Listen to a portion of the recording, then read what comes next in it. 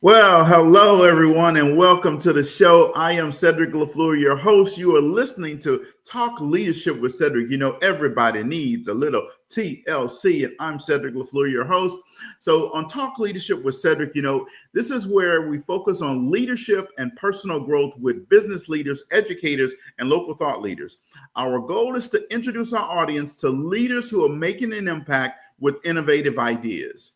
Our guiding leadership principle is the law of buy-in, which says people buy into the leader, then the vision. So tonight, just like every night, we have a guest, and I always like to do a proper introduction of our guest. I'm going to bring our guest up on the screen, but then I am going to introduce him by way of his bio, and then we were just going to have a great conversation this evening. So our guest tonight is Marshall Simien Jr. He is a proud graduate of Washington High School, having earned his bachelor's degree in government from McNeese State University and a law degree from LSU in Baton Rouge. Marshall has been a practicing attorney for the past 33 years, representing some of the largest businesses in our country, as well as Southwest Louisiana families. In addition to practicing law, Marshall has been a dedicated public servant. In 2003, Marshall was appointed by Governor Kathleen Blanco to serve on the Lake Charles Port Board, which is currently the 10th largest port in the United States. Now, after serving on the port board, Marshall served 2 terms, 8 years total, on the Lake Charles City Council, where he served as a city council president and vice president. Marshall is the immediate past board chair of the Community Foundation of Southwest Louisiana, and he's a member of the Louisiana State Bar. He's a member of Alpha Phi Alpha fraternity. He's a member of Knights of St. Peter Claver and the North Lake Charles Kiwanis Club and Immaculate Heart of Mary Catholic Church. Marshall has been married for 33 years to Dr. Paula Simien, and they have 3 young adult children. So let's welcome Mr. Marshall Simien to the show. Hello, everyone. How you doing, Cedric? Oh, I'm always doing great, Marshall. Thank you for coming on the show. I definitely, we definitely appreciate that. And, you're running for mayor, so that's why you're here. And we're going to have a healthy conversation so citizens get to know Marshall Simien. So, Marshall, what I want to do first is, people buy from people they know, like, and trust. Sure. So what I'd like to start off with is a little bit of your background, what motivated you to run for mayor, and what do you hope to accomplish for the city of Lake Charles? Cedric, I'm a lawyer by profession, but my undergraduate degree was in government, not politics, but how government's supposed to act. I didn't get into public service initially. I was actually asked by the governor of Louisiana to serve on the board of the Port of Lake Charles. The port was being mismanaged, and she dissolved that board, and then they wanted to reconstitute the board. So I was asked to serve on it. I said, "Wait, I don't know anything about water." They said, "But you do know business," and I've been a business attorney all my career. So they said, "We want this operation to run like a business." So I got in, and in 2 years we turned that port around. Like you said earlier, it's the 10th largest port in the United States. But along the way, I not only did I learn about the e-commerce of water, but I learned about the scope and breadth of what we call over here Southwest Louisiana. And so after that, my city councilman, he was a pastor. He was called back to the pulpit.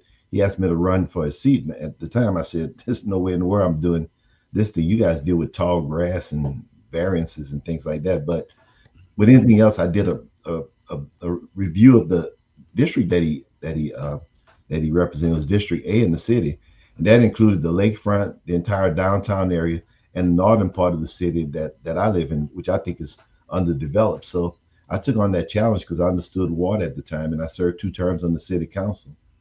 When I first got in, we went through a hurricane, and everything went out the window, but we recovered. By the time I got off the council, we had the strongest economy in the entire United States.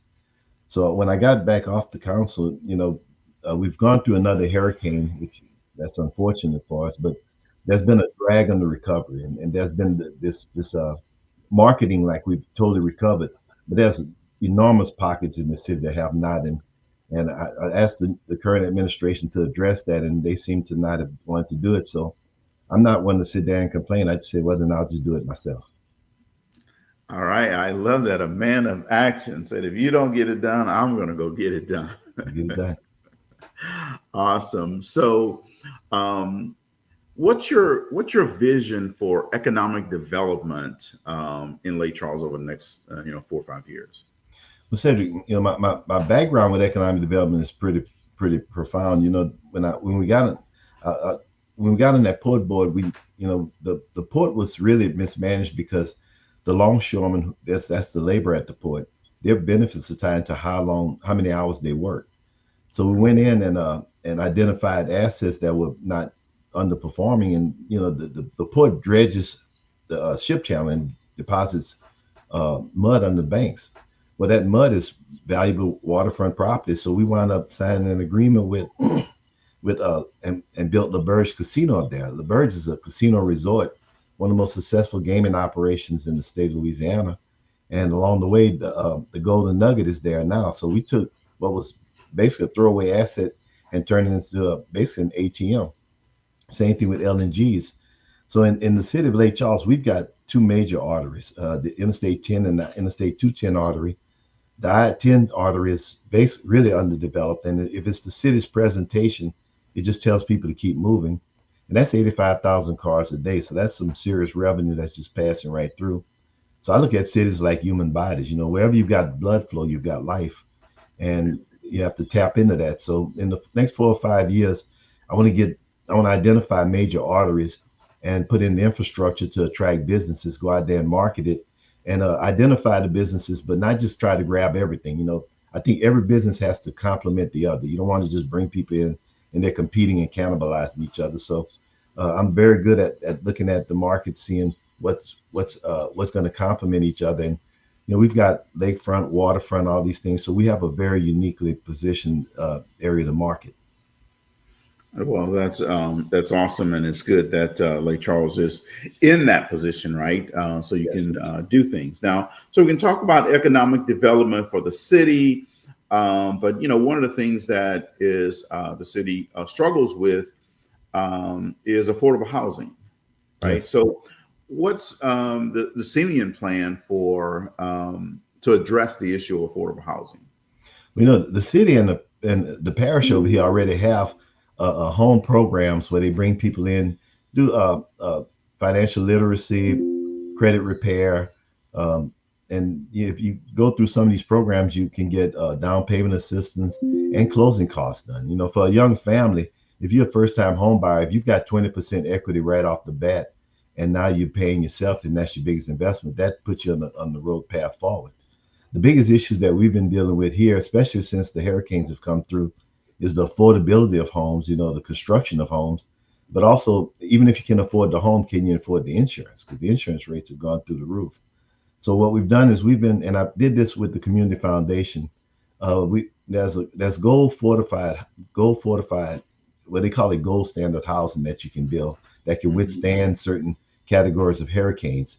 And it's just a change in different construction habits. Like, for instance, when you pour the slab, you put in a steel beam in that slab so that all the load-bearing walls are bolted to that, and so that and then you strap the roofing areas in, put in shatterproof glass, things like that. So whenever these winds come, it distributes the weight load and the strength of it. So those houses do very, very well. But we can't put that kind of gold standard housing in and pass that cost on to the consumers, because it makes the house even more unaffordable. So I'm proposing to use community development block grant funding and things like that to entice developers to come into areas that have already been developed. Some of these areas that are underdeveloped already have the infrastructure, the roads, the drainage, the sewer, and they'll tell them to come in. Let's redevelop areas that have already demonstrated that they can handle drainage, flood, and everything else, and put in gold fortified housing, and use community development block grant funds to help add to those, to bring them up to the gold standard, but as part of that program, you can't pass that on to the consumer. Well, if you get and build, if the builder doesn't have to build the infrastructure and he can build a better quality product that's going to sell in the market, his margins should still work.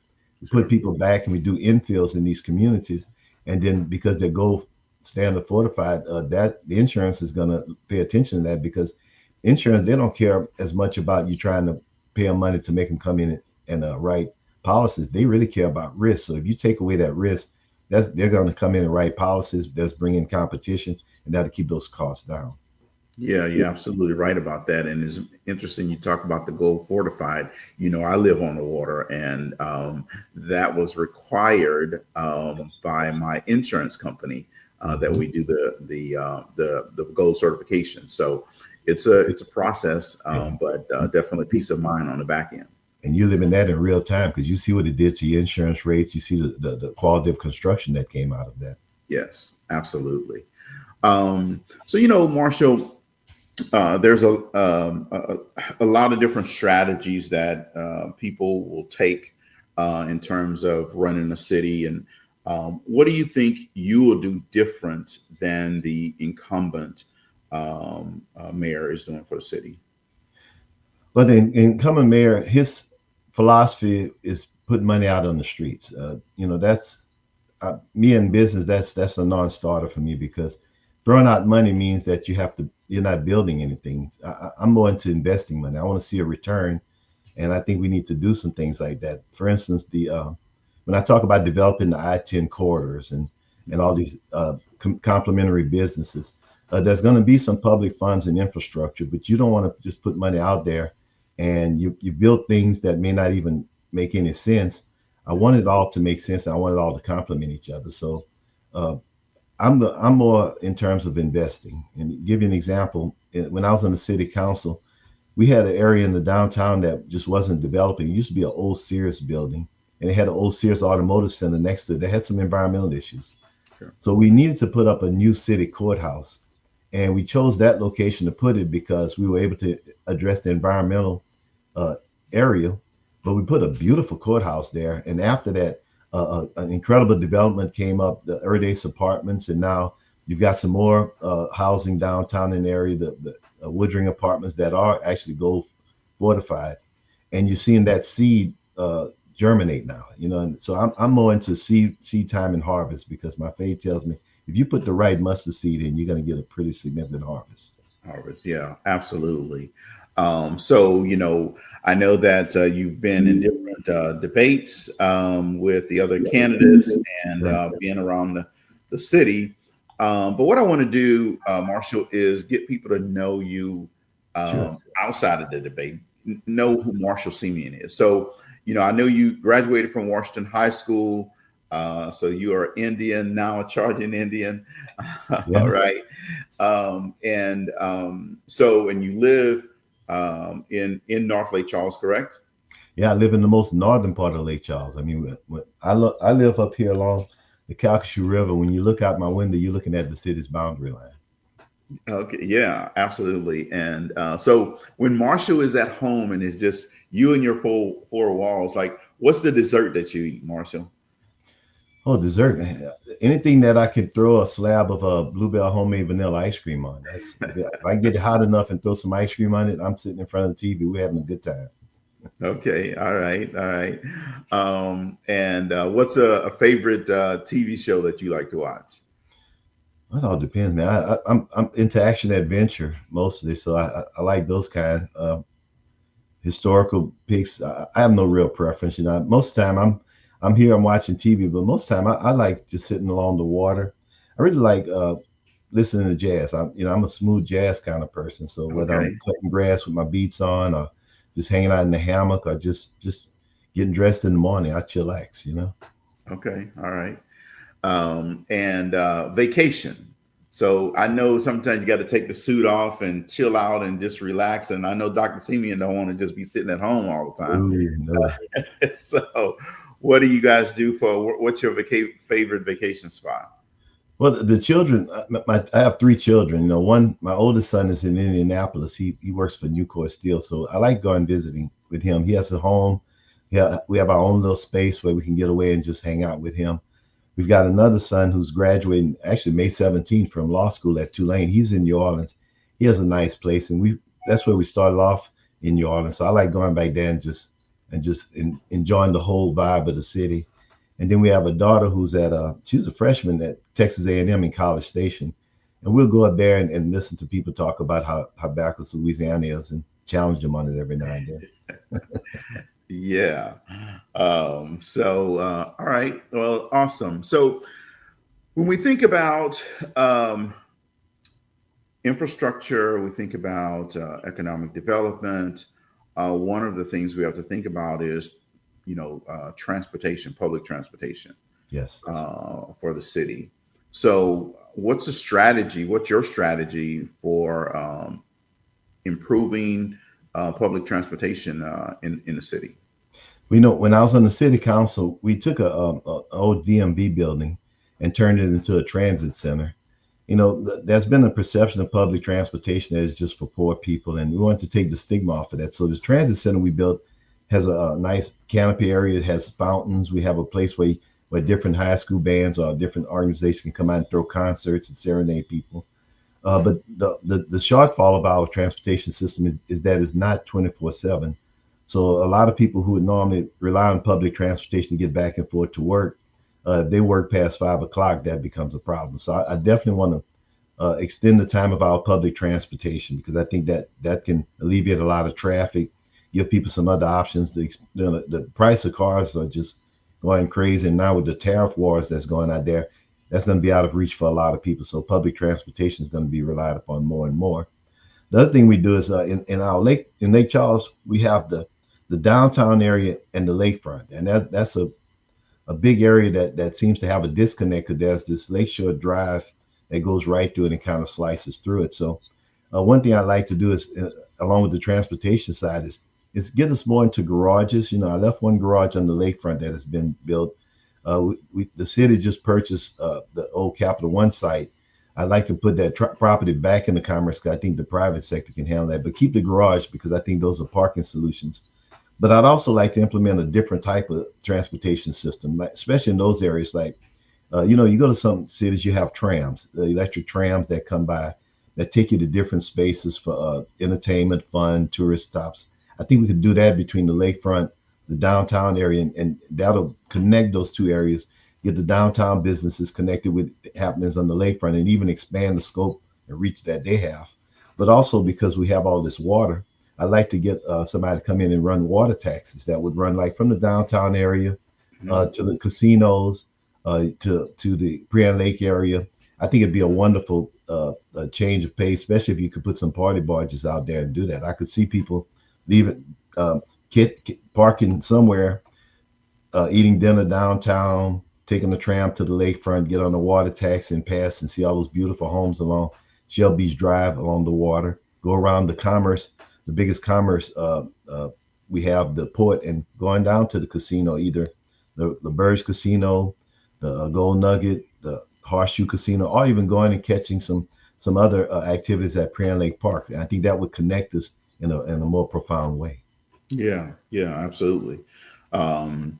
So, Marshall, one of the things that citizens really have an issue with is flood management, right? Yes. So let's talk about that a little bit. What's the plan? What's your plan for addressing issues with floods and pollution? Well, Cedric, drainage is a simple concept to me. It's like, how do you move water from one place to another before it causes damage? That's the end scope of it.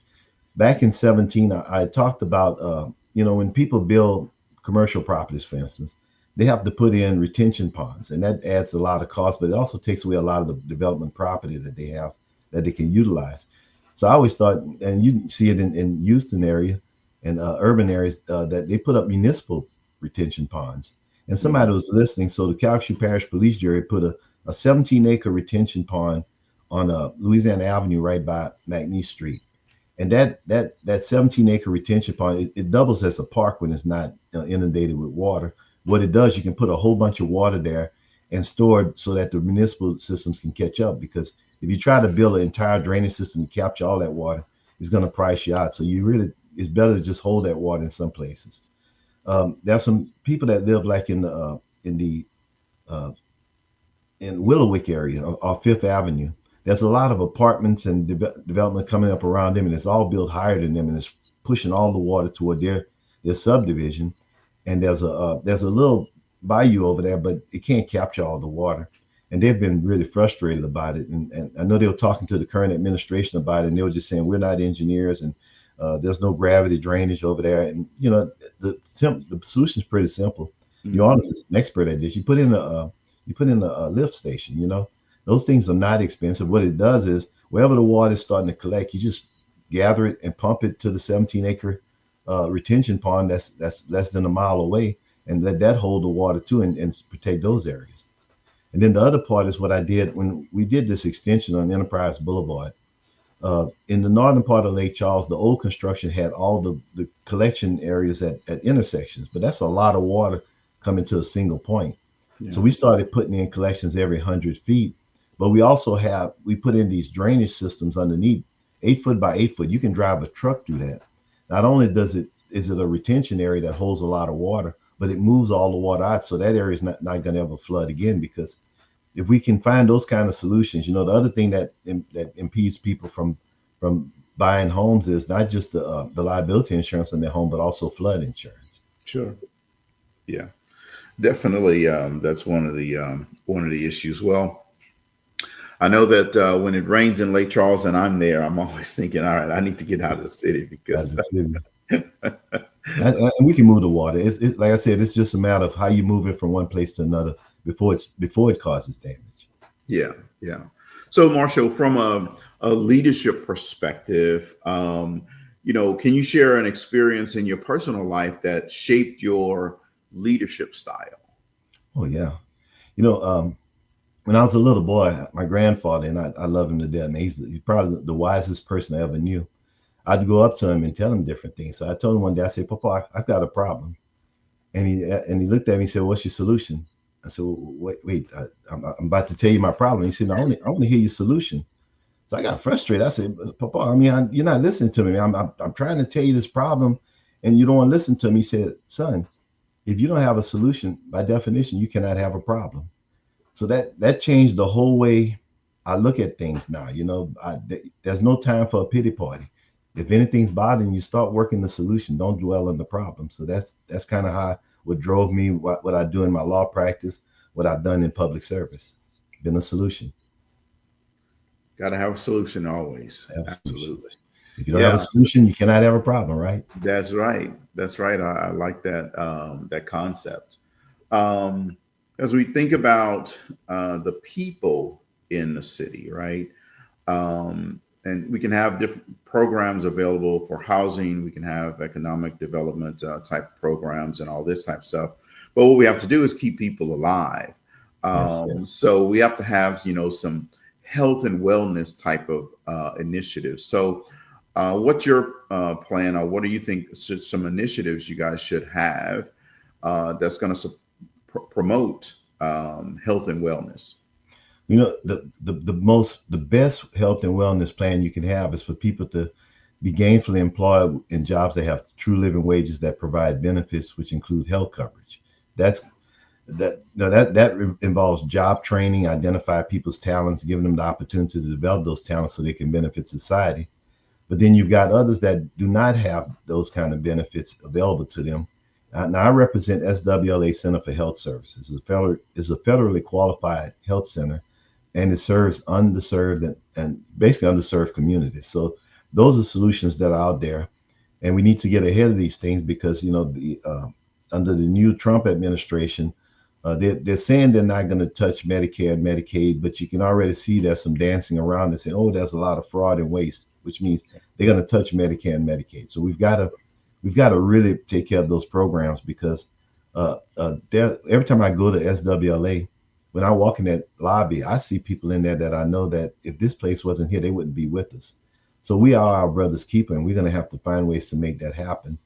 And it's not just those federally qualified health centers, but we've got to make ways where the urgent cares can take some of the cost burden off the emergency rooms. When people go to emergency rooms, that's a very expensive way of receiving health care. And then we've got the homeless population. You know, we've got to address them. First of all, identify them, find them, and then get them to places because, you know, and then identify programs. Like, for instance, we have a high incidence of diabetes in this community.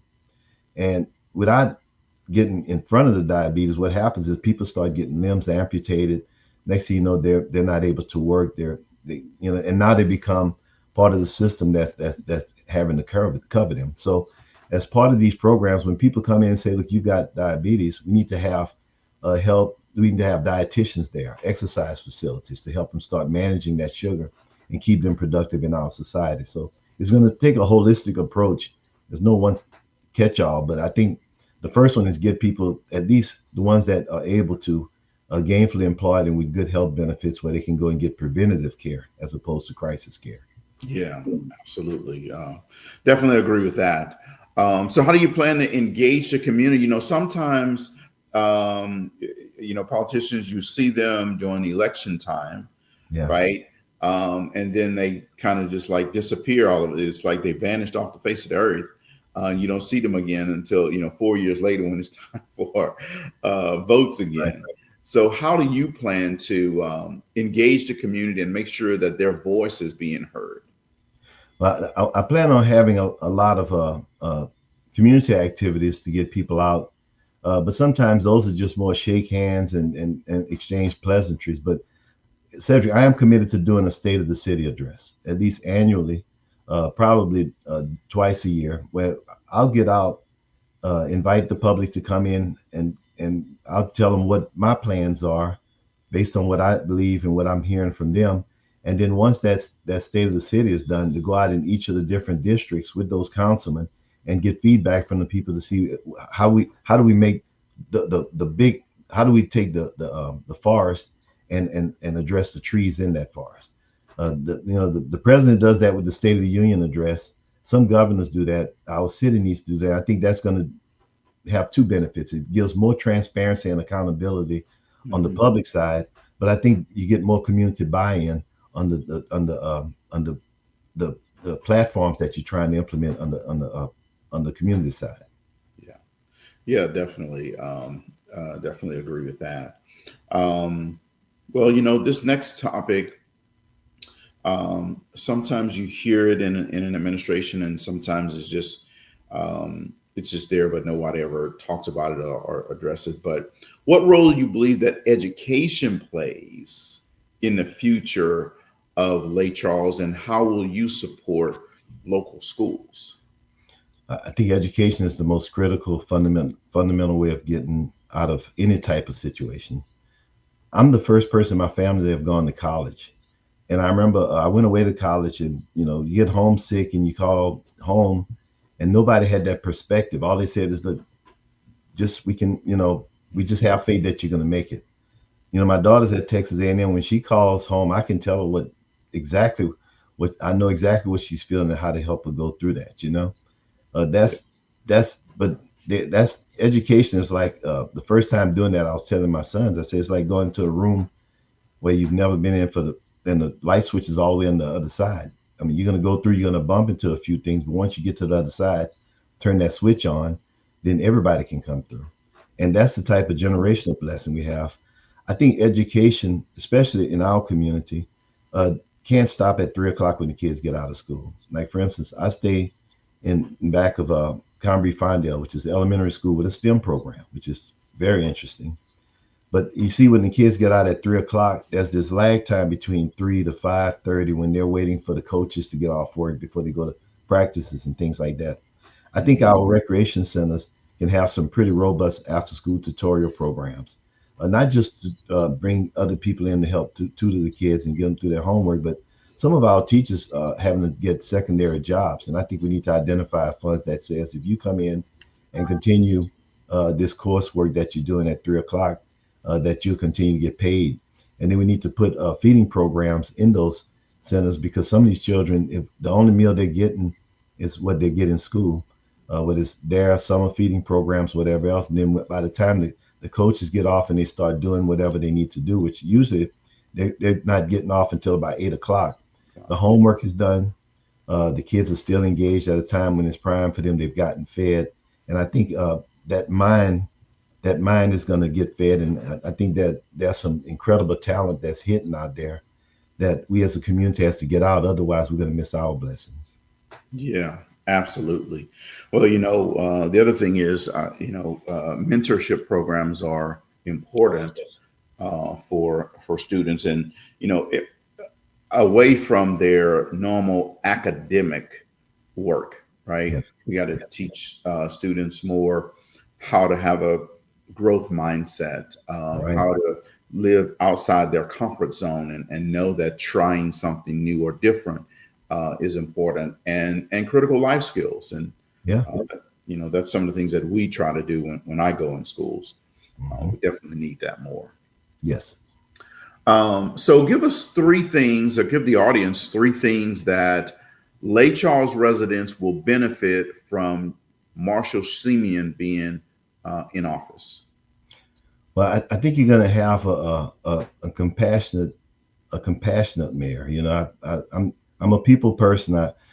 People that know my family knows that we're very engaged with everything that we do on a personal level, and I think that's really important, because at the end of the day, the whole role of government is to manage the human condition. Infrastructure and everything else is just meant to benefit your life. The other thing is going to be a perspective. I didn't come from wealth. I didn't come from a lot of things. I'm self-made.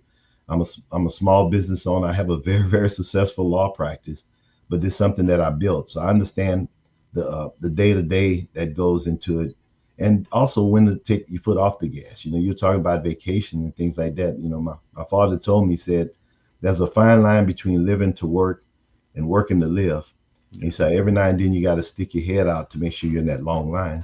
So that work-life balance is going to be very important, not just because you can burn out being a public service just as you could in the private sector, and then you're no good to anyone. Right. And the final thing is that I bring a very strong family value to this office, and that's a biblical thing for me, because in the Bible, in the first chapter of Genesis, God created everything and said it was good. And in the second chapter, he created man, and he looked at man and said, man's not meant to live alone, so he created woman. And the original version says woman was a helper, not a object of desire, not a shorty, not this and that, but a helper. That's why it also says where two or more are gathered, so am I, because the two have to be there and God's there. That's the only way you can create life too, Right. But in the third chapter of Genesis, once God put man together, the serpent showed up, and the family as a traditional structure has been under attack ever since. So we have to find the family structure and start incorporating it back together. And it has evolved over so much time. But like, for instance, our economy is about to go absolutely bananas over here. But there's a lot of people that won't have that opportunity because they can't get a TWIC card because of something that happened when they were 18, 19 years ago, 18, 19 years old, where you get a TWIC card if you have possession, but if you have intent to distribute, you can't. And then I run across kids all the time, 3 or 4 of them riding in the car as teenagers.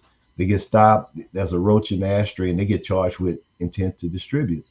And they plead guilty, and because time served, because that's what the public defenders are telling them, but they don't realize it's kicked them out of being able to participate meaningfully in this life. So I want to do a robust expungement program to get them back the opportunity to get their lives together. But in order to do those kind of programs, if they have children and child support obligations, once you get that job and get that TWIC card, let's catch that up, because that child needs a fruitful relationship with a father and a mother to the extent that we can. The government can't get into the family thing, but I think if you keep eliminating the reasons for not doing things, then eventually you start turning your mind towards doing them. Right. Yeah, absolutely. So what are your thoughts, Marshall, on tourism development, and how can your administration enhance Lake Charles as a destination? Well, Cedric, the coolest thing, now you're getting me pretty excited here. When I was on the pool boat, when we built 𝗲𝗶𝗍𝗵 Casino, that was the first time in this whole state of Louisiana somebody that built a resort casino. You know, everything else used to be casinos that happen to have different little shops with them. This is the first time we did a resort that actually just has a casino in it. And we've got established resort casinos now between that, the Gold Nugget, the Horseshoe. And we've got a market and an audience that's already coming in. I mean, you see Texas travelers, other travelers already in. But the only problem is the casinos, they won't share their patrons, you know, because the bottom line is if a person gets in their car, they're not coming back. So the casino wants to lock them in. And when they release them back, we, in our wisdom, put easy access to get back on the interstate and go back to Texas. Right. What I like to do is make our lake area a destination, an experience, you know, that where not only do you come and game, but, you know, you can have restaurants, you can have concerts, art, all kind of different cultural activities. But to do that, you got to convince the casinos to share their people. And I think the water taxes that I spoke about earlier is the perfect way to do that, because, you know, a patron can leave, they're leaving their car at the casino, so they're coming back. But now they can have the casino experience. They can go downtown, catch a concert, eat dinner, do other things. That would add an extra day to their stay. And I think that will benefit the casino. But also, once you get that hospitality industry developed well in the downtown areas, Prairie Lake areas, everything else, that's going to bring people getting on that water taxi going to the casinos too. So I think once you do that and do that experience, it's going to be a whole lot different, because you know, people talk about, well, one day Texas is going to get gaming, and that's fine. People, look, when we got gaming, it didn't affect Las Vegas because people wanted that experience. And we've got a unique culture. We've got all this water. You know, Lake Charles, you got what? Lake Charles, Prairie Lake, Big Lake, Sweet Lake, Calcasieu River, English Bayou, 𝗂𝗓 Coulee. I mean, we've got so much water. We should have all kinds of things. So part of that entertainment should be, you know, we used to have this Contraband Days festival. It was a Pirates festival, but it was controversial because of the slave trades and everything else. I would like to bring a variation of that back, because, you know, Lafayette has Festival of Acadians. I would like to do a Lake Area Vibe Festival, LAVF. We just call it Laugh, you know. Right. And to have a festival set up where it celebrates the water. Like, you have different venues, you know. Either you have something at the Lake Charles Event Center, or in the amphitheater, or at a Prairie Lake Park, or at Riverside Park, or at the Horseshoe Casino, and have those water taxis and party barges going. And that's going to give a whole bunch of talented musicians that don't have the exposure, the opportunity to really showcase their talents across the spectrum. And I think it's going to start defining our lake area for what it really is. Yeah, absolutely. I agree with that. So how do you plan then, if we make Lake Charles a destination place, one of the things we have to do is then start also attracting businesses to come to Lake Charles. So how do you plan then to attract businesses to come to Lake Charles? Well, I said earlier, I'd like to identify what type of businesses would come in and complement each other, not cannibalize each other. You know, these interstates, our I-10 corridor is the city's presentation. You want a first impression of Lake Charles, that's what you're looking at. And right now, it pretty much tells people to keep moving. So we've got to get that area developed, you know, and put in some name brands that's going to pull people in. Lafayette has they're getting a Buc-ee's now. They've got a Topgolf. They've got Dave & Buster's. You bring something in that's going to get people's attention, but then you mix it in with things like a Crying Eagle, Patsy Henderson, and things like that, and give people a good flavor. And I think once people come in because of something that they're familiar with, then they get to see the true Lake City vibe. I think you start becoming a destination. Yeah. And, you know, one of the things you said earlier is getting businesses that's not cannibalizing another business, right? Complementary type things. So good leaders ask great questions. What are some best questions that you were asked that helped made a difference in your path to where you are today? Always, Cedric, how? You know, some people throw things out there, and when you ask them how, they have no idea. It's just pie in the sky. If you don't answer, you got to answer. You got to say what you want to do, when you want to do it. But the most important is how you're going to get it done, and that's what we've been talking about the whole time. I'm the how leads the solution state of mind leads to how. You know, because if I have a problem and I want a solution for it, how am I going to solve it? And that's the most important thing. Sure. Yeah. So then, let me ask you a how question. How are you going to address the needs of the vulnerable population? Right. I know we talked a little bit about them in healthcare earlier, but how do you track the homeless and then see where they are and then figure out some housing solutions for them? Well, I think you got two solutions you need for the homeless. One is going to be housing. The other one is to identify why are they homeless in the first place. You know, a lot of them deal with mental health issues. Some mental health issues are prevalent. I mean, you're going to have to institutionalize or think about institutionalized type solutions. Others are just can be managed with medication, can be managed with therapy, whatever else. So you want to build in a situation where you want to not only house people but give them the ability to start getting on the path toward where they can be productive. You know. So housing is going to be a matter of, you know, most people don't want these things in their neighborhoods. So you're going to have to find places where you can put housing, but keep the homeless safe, but also keep communities safe. And then you're going to have to identify the type of resources and programs and treatment plans that you can implement in those areas to bring it to them, as opposed to have to bring them to those places.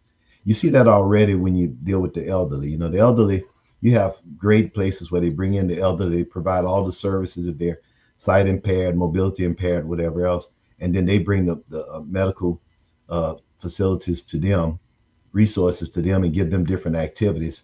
And I think we need to look at the homeless in that way. And it's not just a matter of saying, well, you know, I don't want you to spend all my tax dollars on these things when I have potholes in my road. There's programs, we have a lot of different resources that have not been utilized yet. I mean, we have industry galore in this city, and a lot of the industry have been attracted through industrial tax exemptions, where they get out of paying some pretty significant portions of property taxes. And I think the way to do that is to approach them also and say, look, you need to be part of the solution. You have just as much vested interest as I have in dealing with the homeless population, dealing with the infrastructure and everything else. Because if you want to build attract the best and brightest here, we're gonna have to build a city that's going to attract them and their families, because it's not about working for you, it's about what's the best thing for my family. So I think if we do that, we pull a whole team and a holistic approach together. I think we'll be able to find a bunch of solutions out there.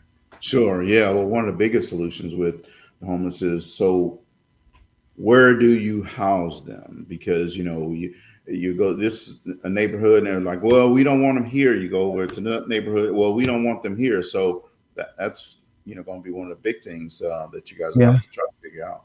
And part of that is going to be, where do we have places available for housing? I mean, we have areas within the city right now that are just abandoned, you know, whether it's through blighted property or places have been demolished.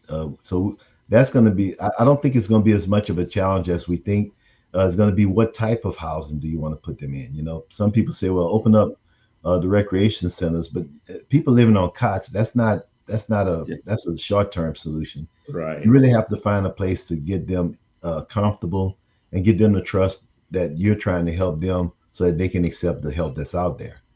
And so once we find the place, then there is going to be, what type of facility can we put in that's going to really bring value, not only to the people that we're trying to service, but also those communities where they're housed.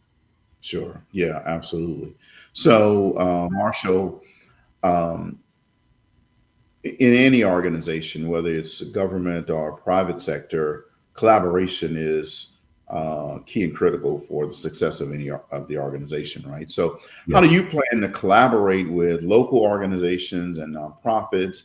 And I'll add to that, local organizations, nonprofits, but also city council, police, jury.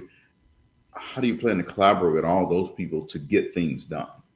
But, you know, Cedric, that's been my biggest strength, is that I collaborate. You know, I served on the port board, I served on the city council, I served on the police jury, I served on the state board of commerce and industry, but also I was the chair of the community foundation that deals with all kinds of nonprofits. So I've already built the type of relationship across the board with all these different sectors, and I've had a distinguished record of working with them. I mean, just from I didn't realize it until my wife told me when I was running for mayor, said, you're going to have to talk about yourself a little bit. So you're going to have to go through all your accomplishments. And when I went through that, I just realized and said, well, I never realized that I was part of some of the most transformational things that happened in this area.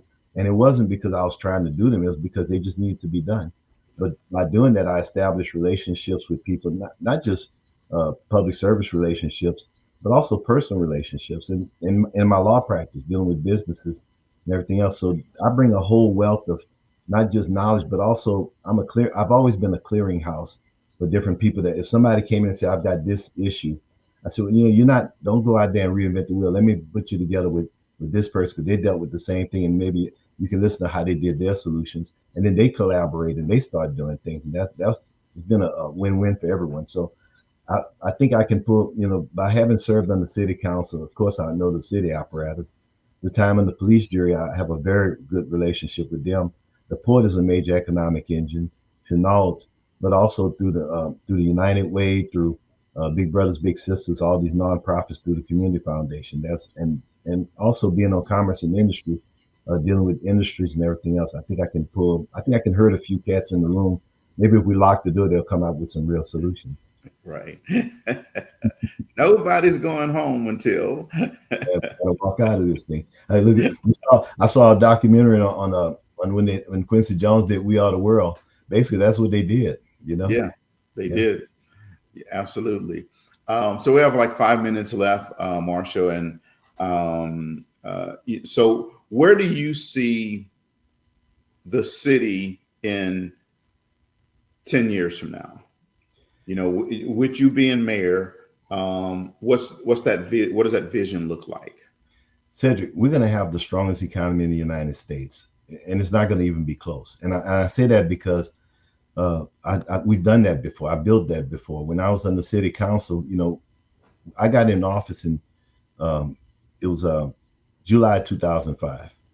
In August, Katrina hit New Orleans. In September, Rita hit our area. But previous to that, when I was on the port board, we signed these agreements for liquefied natural gas at the time that nobody saw what was going to happen in that sector. Right now, Southwest Louisiana is the largest exporter of LNG gas in the entire world. The Biden administration had put a moratorium on that, which I thought was ridiculous, trying to push people to electric without thinking about the economic consequences. And the Trump administration, for better or for worse, lifted that. So when I was on the Board of Commerce and Industry, we authorized about $60 billion worth of LNG facilities in this area who were waiting a final investment decision.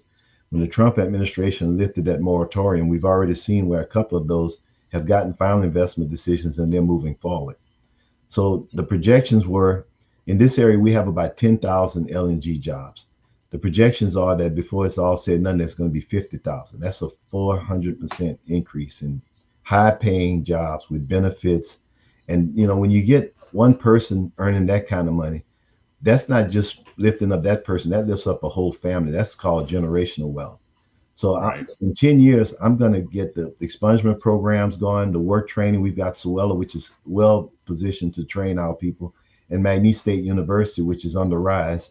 And our local schools are going to have these programs. We have an LNG Center of Excellence, and that's just on the LNG side. But hospitality, if we develop the hospitality industry that I'm talking about, I look at hospitality as an industry because if you look at the numbers, how far would people drive? People talk in terms of, I want a grocery store in my area or a shopping center, but that's a 15, 20, 30-minute drive. But for entertainment, how far would you drive your family? So if I use a conservative figure like 3 hours, 3 hours gets you on the other side of Houston, it gets you to New Orleans, it gets you to Shreveport. That's 9 million people. Those are East Coast numbers. So I can get those numbers to work with the entertainment industry and say, look, you need to be here because look at our MSA that you have to work with. So if you get a hospitality industry, that's going to attract people best and brightest to jobs. And then you work on putting the right monies in for like public safety. recreational activities, because crime is not just putting police in the streets. It's really taking that energy that the streets are trying to take and direct that energy to other places where it's productive. I give you an example. I hosted a basketball team at Gospel at Recreation. Told the kids, look, if you stay out of trouble at the end of the season, I'll get you whatever you want. But at the end of the season, those kids did really well. And they said, Mr. Marshall, they said, we want back then a PlayStation 2. Now, back then, Grand Theft Auto and all that was coming out. I said, wait, I'm not contributing to the delinquency of a juvenile. But the coach said, Marshall, these kids have been so disappointed in adults. If you make them a promise, you have to go through with it. I said, okay. So I got the PlayStation 2. We set it up in the recreation center. My good friend helped get a TV, and the kids came in. I'm playing first. I said, whoa, wait. I said, you guys didn't read the fine print. To play on this thing, you got to bring in some grades, daily grades from school.